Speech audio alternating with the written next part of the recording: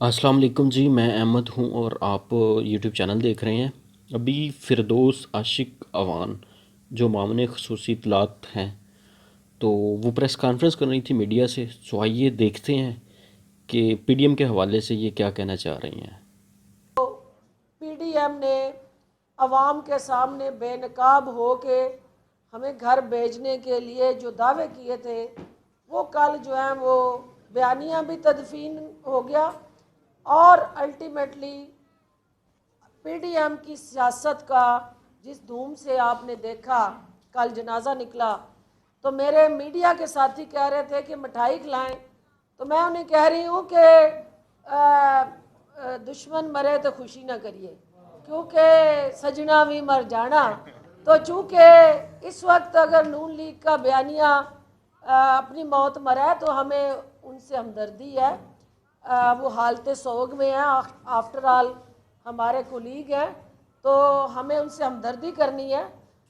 अब ये उनका जो काम था, कौम को गुमराह करना, वर्गलाना, अदारों को अदम इस्तेहकाम की तरफ लेके जाना, मीशत को और ज़्यादा परेशान कुन हालात में धकेलना, माफियाज की सरपरस्ती करना, तक अगर हम देखें जो पीडीएम के हवाले से इन्होंने ये बात कही है, वो आपने सुना होगा कि अगरचे कि पीडीएम ने कोई इतना कोई पॉजिटिव रोल अदा नहीं किया, बेशक ये नेगेटिव अफेक्ट जाता है किसी भी मुल्क के लिए, लेकिन हमें इस बात को भी मानना होगा, हम इस बात से भी डिनाई नहीं कर सकते कि पीडीएम ने काफ़ी टफ़ टाइम दिया है गवर्नमेंट को। वो आपने सुना होगा कि गवर्नमेंटें जो होती है ना, हुकूमत उसी वक्त अफेक्टिवली काम कर सकती है जब तक उसके अपोजिशन में है, जो अपोजिशन है वो स्ट्रॉन्ग ना हो। सो अपोजिशन जो है हमारी 12 जमातों की, उसने ना चाहते हुए भी ना अपोजिशन हुकूमत को एक अच्छा खासा टफ़ टाइम दिया है। और अगर ये इतना टफ़ टाइम ना देते तो मुझे नहीं लगता कि इस तरह जो हमारी गवर्नमेंट है अफेक्टिवली काम कर सकती। जैसा कि आपने देखा कि अभी भी उस तरह से जो है ना, जिस तरह से आवाम ने इनसे उम्मीद, इनसे तवक्को लगाई थी पीटीआई गवर्नमेंट से, उस तरह से वो काम नहीं कर पा रहे। लेकिन लेकिन इस ये एक बहुत इम्पोर्टेंट फैक्टर है कि अपोजिशन ने जो टफ़ टाइम दिया है उसकी वजह से ये बिल्कुल, वो कहते हैं ना कि दीवार के साथ लगा के रखना, दीवार के साथ लगा के रखा है तो ये इस तरह से अफेक्टिवली काम कर पा रहे हैं। अदरवाइज़ मुझे नहीं लगता, जहाँ तक मेरी राय है, वो इस तरह अफेक्टिवली काम ना कर पाते। ये भी जो कर रहे हैं इन्होंने ये भी नहीं था करना।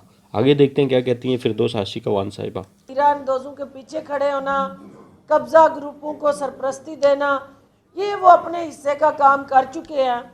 इंशाल्लाह अब हमारे हिस्से का जो काम है, जो वज़ीर आज़म इमरान खान की क़यादत में वज़ीर आला उस्मान बुज़दार। माजरत के साथ फिरदौस आशिक अवान साहिबा ये बात बोल रही हैं और ये पूरा पंजाब जानता है कि उस्मान बुज़दार साहब उस तरह साबित नहीं हो पाए, उस तरह वो अपनी परफॉर्मेंस नहीं दे पाए जिस तरह अवाम ने एक्सपेक्ट किया था। पंजाब एक बहुत बड़ा सूबा है, यूँ समझ ले कि पाकिस्तान की बैकबोन जो है वो पंजाब है।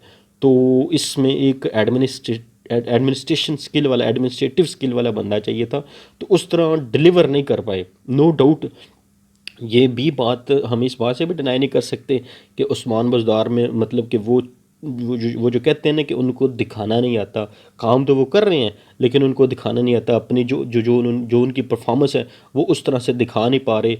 वो छुप के काम के मतलब चुप रह के काम कर रहे हैं। वो बात हर चीज़ ठीक है, लेकिन लेकिन लेकिन जो चीज़ होती है ना डिलीवर करना, ठीक है, जो चीज़ होती है डिलीवर करना, उस्मान बुज़दार साहब उस तरह से वो मतलब कि उम्मीदों पे पूरा नहीं उतर पाए। अभी रिसेंटली आपने देखा कि सियालकोट का इलेक्शन हुआ है, तो किस तरह से इनकी नेगलिजेंसी और किस तरह से वो इलेक्शन ख़राब हो, वो सारी आवाम जानती है। जो है वो करने के लिए पुरज़म है। और पूरी कौम ने देखा कि हमारे सामने जो सबसे बड़ा चैलेंज है इस वक्त, वो महंगाई का चैलेंज है। उससे निपटने के लिए सूबाई हुकूमत ने वज़ीर आला पंजाब की हदायत पे जो पब्लिक सेक्टर रिलीफ इनिशिएटिव्स लिए हैं, उसमें 7 अरब की सब्सिडी जो है वो हम देने जा रहे हैं, जिसके अंदर जो 313 हमारे सस्ते बाज़ार हैं, जिनमें हम इस चीज़ को इंश्योर करने जा रहे हैं कि आटे का 10 किलो का जो थैला है उस पे 120 रुपये की सब्सिडी दें। चीनी जो है उसको उन सस्ते बाज़ारों में हम 60 रुपये किलो के हिसाब से दें।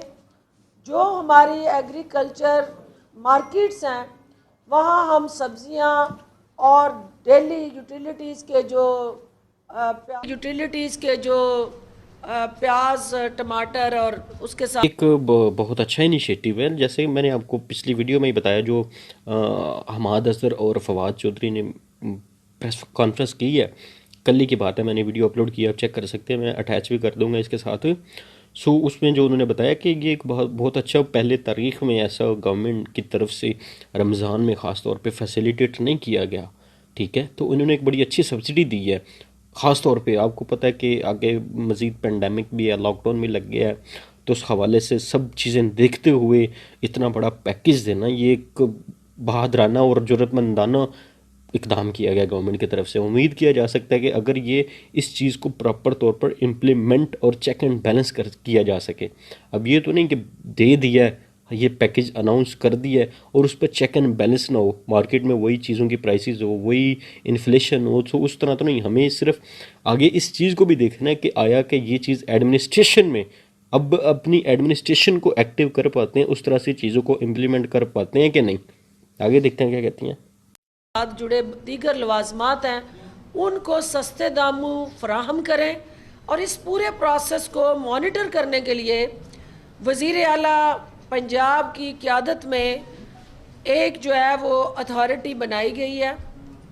उस अथॉरिटी को ये कंज्यूमर्स जो सारिफ है हमारा, उसके राइट्स की प्रोटेक्शन और कीमतों पर नज़र रखने के लिए डिजिटलाइज मैकेनिज़्म की बुनियाद पे उसको एम्पावर किया जा रहा है, और सूबा पंजाब के 12 करोड़ आवाम की ज़रूरियात को तहफ़्फ़ुज़ देने के लिए और इस सूबे की तरक्की और खुशहाली के लिए असर नौ एक नया जज्बा, अज़म और ज़िम्मेदारियाँ और फ़राइज़ अदा करने के लिए वज़ीर आला पंजाब जो है हर डिस्ट्रिक्ट का दौरा करने जा रहे हैं।